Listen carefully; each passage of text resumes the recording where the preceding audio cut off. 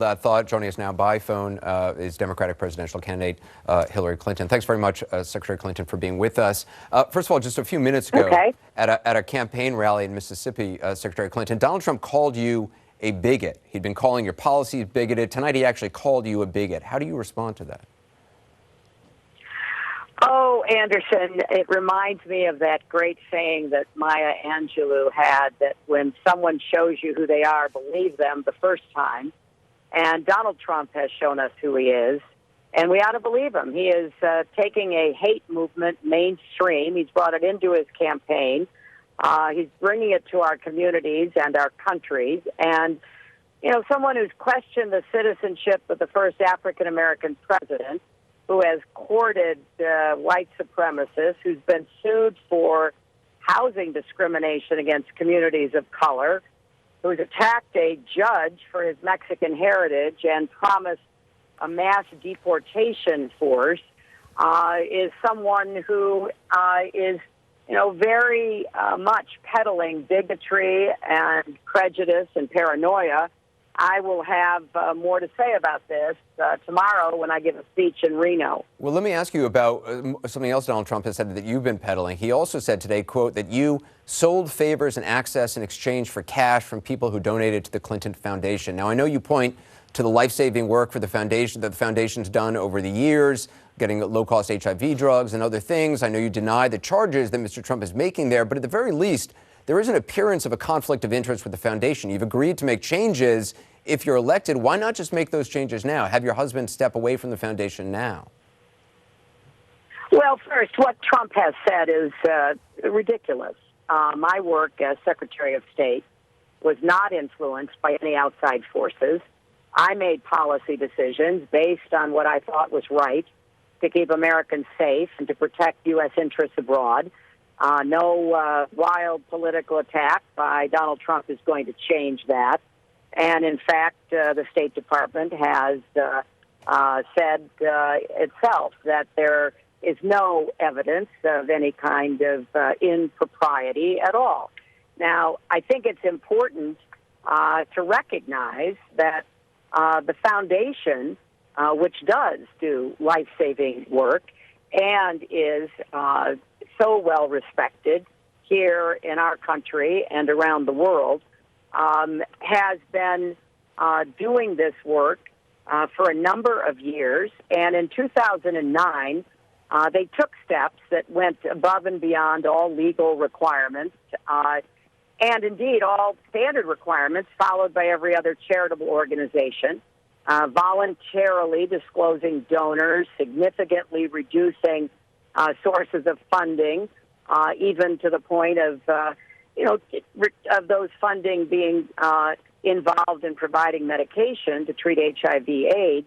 And I think that the announcements that the foundation has made really reflect its desire to continue as much of its important work as possible, but to do it in a way that provides great disclosure. And although none of this is legally required, these steps go further than the policies that were in place when I was Secretary of State. Well, and it's important to remember, Anderson, the foundation is a charity.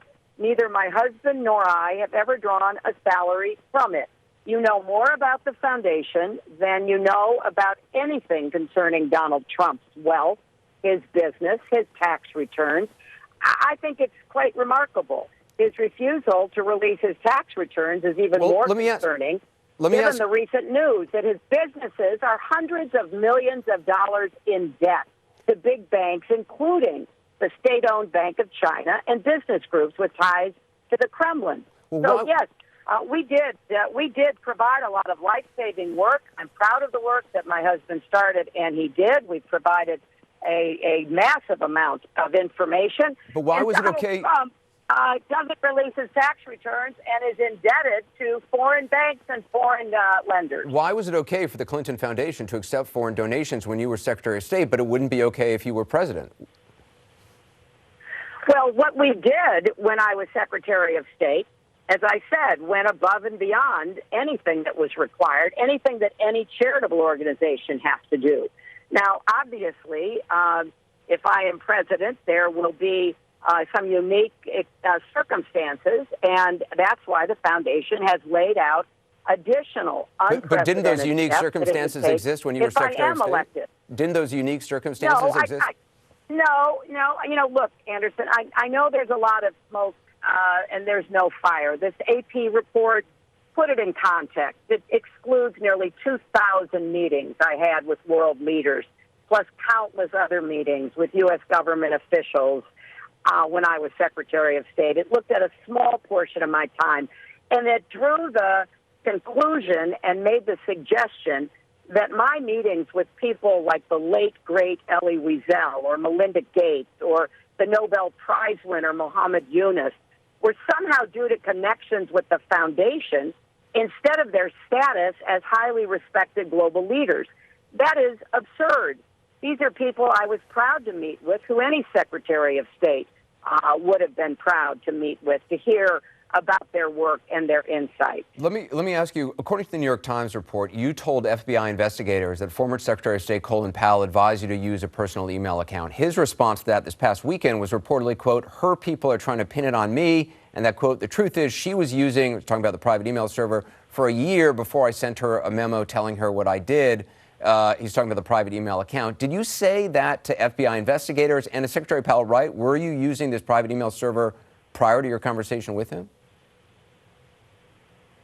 Well, look, I have the utmost respect for Secretary Powell, and he was incredibly gracious and helpful after I was nominated and before I took the job. I appreciated the time he took when I was preparing to become secretary, and I valued his advice. I'm not going to relitigate in public my private conversations with him. I've been asked many, many questions in the past year about emails, and what I've learned is that when I try to explain what happened, it can sound like I'm trying to excuse what I did. And there are no excuses. I want people to know that the decision to have a single email account was mine. I take responsibility for it. I've apologized for it. I would certainly do differently if I could. But obviously, I'm grateful the Justice Department concluded there was no basis to pursue this matter further, and I believe the public will be and is considering my full record and experience as they consider their choice for president. Donald Trump is now indicating he would allow some illegal immigrants to remain in the country. Early on during the primaries, you well know, he talked about 11 million undocumented immigrants. They all have to get out. The good ones can come back in his words. He's now told Fox News he would work with people if they paid back taxes. He says that's not amnesty. They wouldn't get a path to citizenship.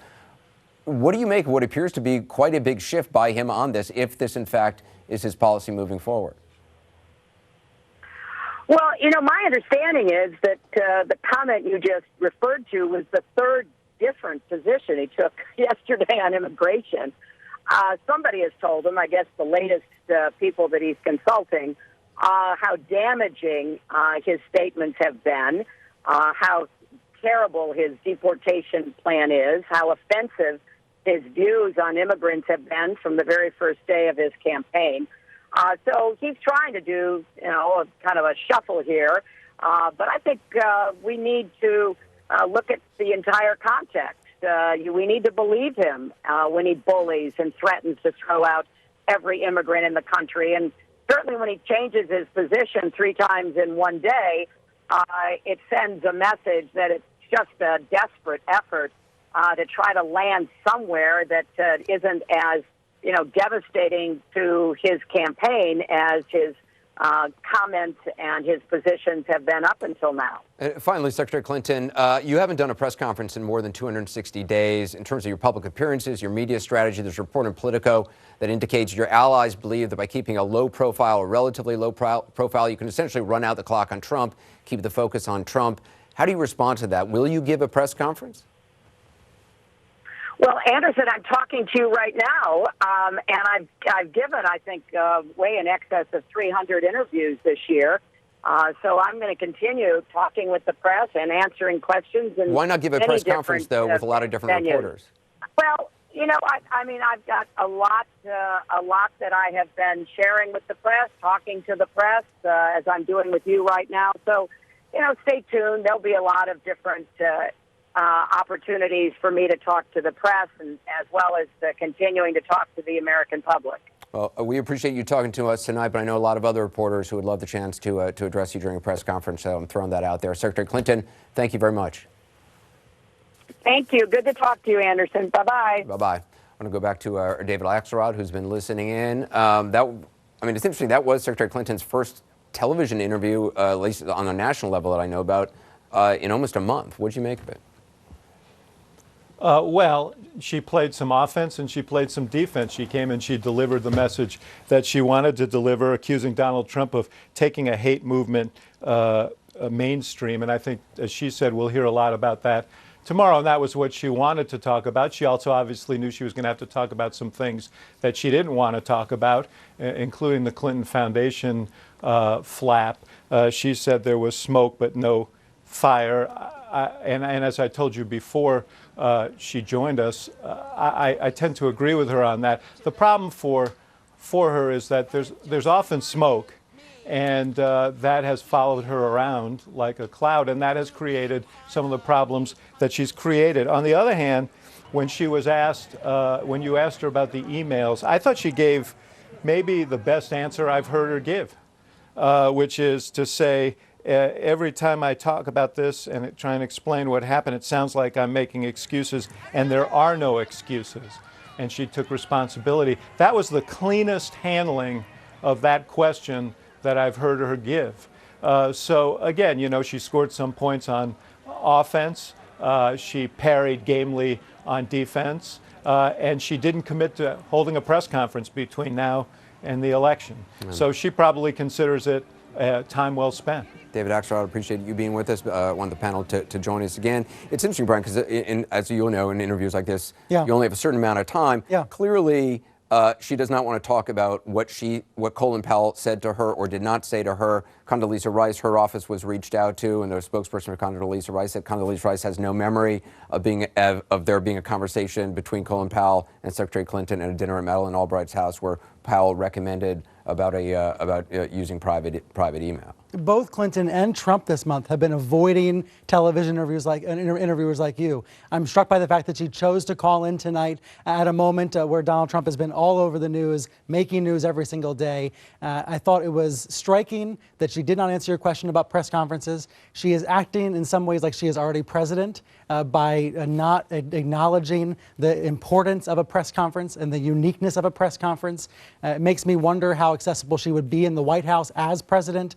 Her only answer was stay tuned. Not going to be a satisfying answer to the Clinton beat reporters who wait every single day hoping to talk to her. Kayla? Yeah, and with regard to the Clinton Foundation, I mean, she acts like it's a nothing to see here approach, but, why then did the FBI ask the Justice Department to look into the Clinton Foundation? Why, when the Associated Press was trying to get records of her meetings, were they stonewalled by the State Department? And it took the Associated Press suing in order to find out 50% of her non-government meetings were with people who had donated. And, I would just refer to Bernie Sanders' quote, "You're not going to have a government that represents all of us so long as you have a candidate like Secretary Clinton being dependent on big money interests." She has a problem with this. And when Justice Department, when you talk about investigating Hillary Clinton, it doesn't matter what they find, nothing's going to be done. 228 people in the Justice Department donated to Hillary Clinton. It doesn't matter. Whatever they come up with, nothing's going to get investigated. That's why the special prosecutor argument is a strong one, actually, because the it's facts about. Okay. So go ahead, No, Jonathan. go ahead. Go. After you. Nothing Sanders was referenced. He used Yes, to be but a big Bernie Sanders also supporter. said enough of the damn emails. Right. That was another classic. Well, lots quote. And been discovered since then, too. I think that's true, that people are tired of the emails. There's nothing there, and we should move on. I agree with David Axelrod. Well, there are suddenly 15,000 emails which previously there. hadn't been. And But you know what? would have never put it there if there was nothing's going to be nothing found in them that's going to be a bigger. Hillary Clinton, I thought that this whole thing, going back actually to September, the main issue actually for even progressives was there is too much classification, too much overclassification in this country. And I did not think at that time that what Hillary Clinton did in sending emails, even from a private server, put the national security at risk or was a big deal. And Bernie had it absolutely right. There is nothing there and we should move on. I think he was right about that. Yeah, Back yeah. then, Well, and- Spoken like a true Hillary. One at a time. One at a time. One at a time. What? The FBI director thought it was a big deal, saying that it was reckless. I mean, extremely has- reckless. And I mean, it's a pretty big deal. And look, in that, Maybe that's She why it was fully- wise for her to say there's no but- excuse, because it is Right. complicated. No, but when you said I the word overclassification, I said it was Yeah, that's- overclassification, but what David Axelrod said, which I think he is absolutely right today, she said there was no excuse. And I think it's because she thought, God, if I could do it over again, I wouldn't have done it. and I Days think- after But laughing it- about it on late night television. She was laughing about it 2 days ago on late night television. So how can you laugh about it and then say today there's no excuse when she was marginalizing I think the whole she issue? very clearly took responsibility. She has before, but right in this interview, you're right, very clearly took responsibility and said it shouldn't have happened. And I've said before, I think admitting a mistake or admitting you've changed is part of leadership. And we don't hear those kind of statements about anything in his career, political or pre-political, from Donald Trump, when we all know he's made mistakes. The one thing he said was, I regret generally, but made no specifics. Secretary Clinton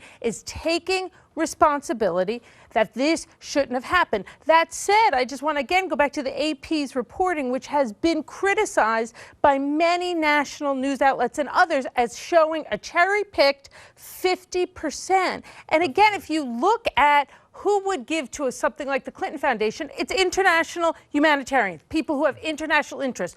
Who should meet with the Secretary of State? Clearly, there is going to be but like overlap. That the doesn't Crown Prince from surprise me. Bahrain has to go through the Clinton Foundation in order to try to get a meeting with Secretary. Because if But you're the Huma Crown said Prince, in you the- can't get a meeting. Gave But if you're $32 million, but by if the you're way. the Prince of Cash, you can get a meeting. If you look Or at you the can get on a emails, board. Huma said the meeting was being set up Through regular channels. regular And what- channels. So that Doug Band sent something over and saying, hey, watch this. It was happening. His email was irrelevant. It was happening. And why was it getting scheduled? Because Bahrain is a major non-NATO ally. We run the Fifth Fleet out of Bahrain, which obviously protects the Middle East. So my question would be, why wouldn't the Secretary of State want to meet with she that didn't want person? to through the first Critical. channel. That's She right. got it scheduled, as was said by her top aide. It was scheduled Once with she the was Crown notified Prince. he was a donor. Right. It had already, if you look at the chronology of the emails, been set up. But let's go back to the point here. The Secretary has taken responsibility, and we still see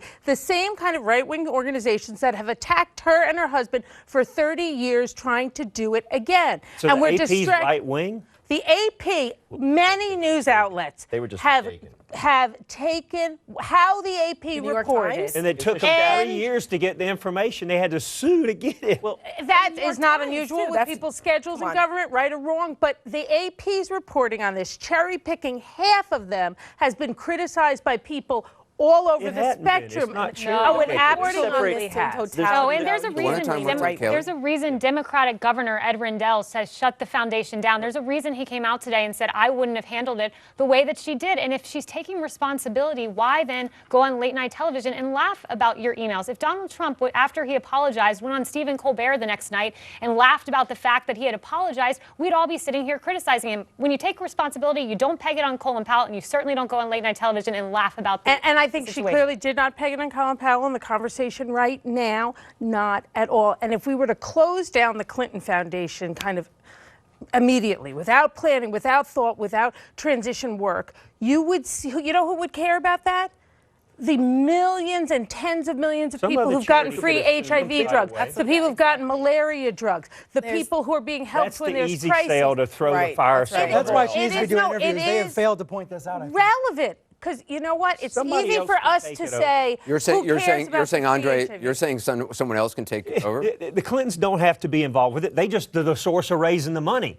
I mean, let's get down to it. But The there were foundation is apparently, the size of to what be- from it my is. understanding, though, they were intricately involved in the foundation was, or the Global Initiative was, about negotiating to get these lower drug prices, which Personally, other President organizations Clinton was. hadn't done. And you don't think that that wouldn't continue if the Clinton Foundation closed down today? They have plenty of partners in this With that $2 would billion continue the work. Absolutely. They're is a no $2 billion question. This doesn't business. take They can away afford to but get. look, all of that good work doesn't take away though from the fact that there crime. were shady things There going was on. on like crime. a lot of the There pay for was play, no like crime. a But shady wait a minute, hold on. businessman Karen, from Miami, what happened? like What a happened? shady businessman from Miami who's sitting in jail now for fraud that got a $10 million contract in Haiti thanks to his connections to the Clinton Foundation, or like Rajiv Fernando, who was a Chicago trader who knew nothing about nuclear proliferation or anything like that, was a donor and got put on a nuclear intelligence committee because he was a donor to the Clinton Foundation. There's a lot of these examples that, I'm sorry, that's great, they did great work, but that doesn't mean that the other things didn't happen also. What we're doing here is scrutinizing